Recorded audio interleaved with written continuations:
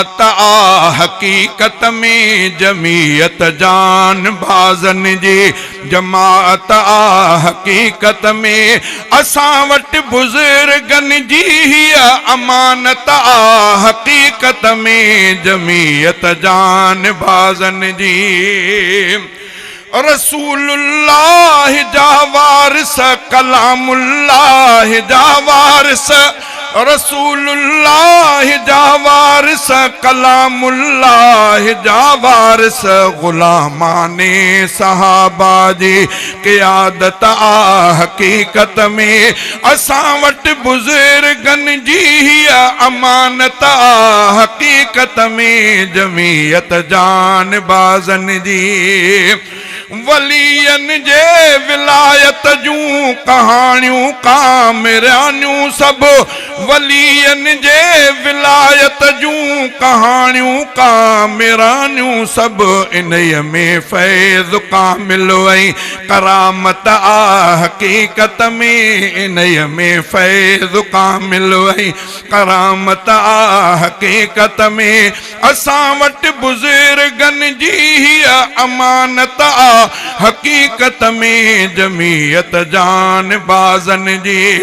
मुजाहिद fee सबीलिल्लाह जाता बियो शुजाअत जा उथण वेहण मरण जीअण इबादत हकीकत में असां वटि बुज़ुर्गन जी अमानत हकीकत में जमीयत जान बाज़न जी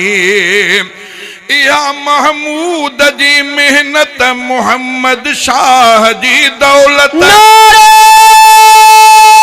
तकबीर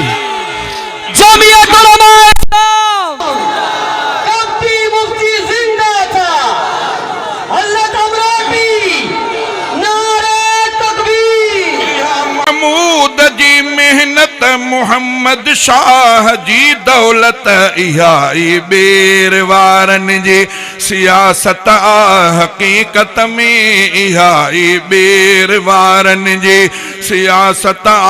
हकीकत में असां वटि बुज़ुर्गन जी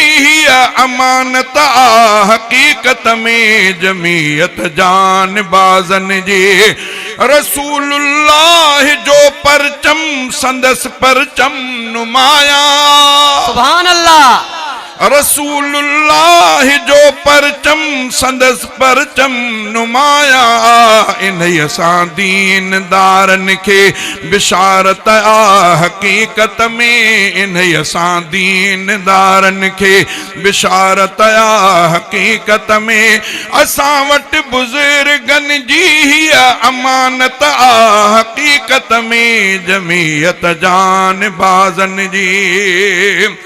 शरीयत जे हिफाजत लाइ असां सिर साहु घर घोरियूं शरीयत जे हिफाजत लाइ असां सिर साह घर घोरियूं असां लाइ इन्हीअ में पंहिंजी असां लाइ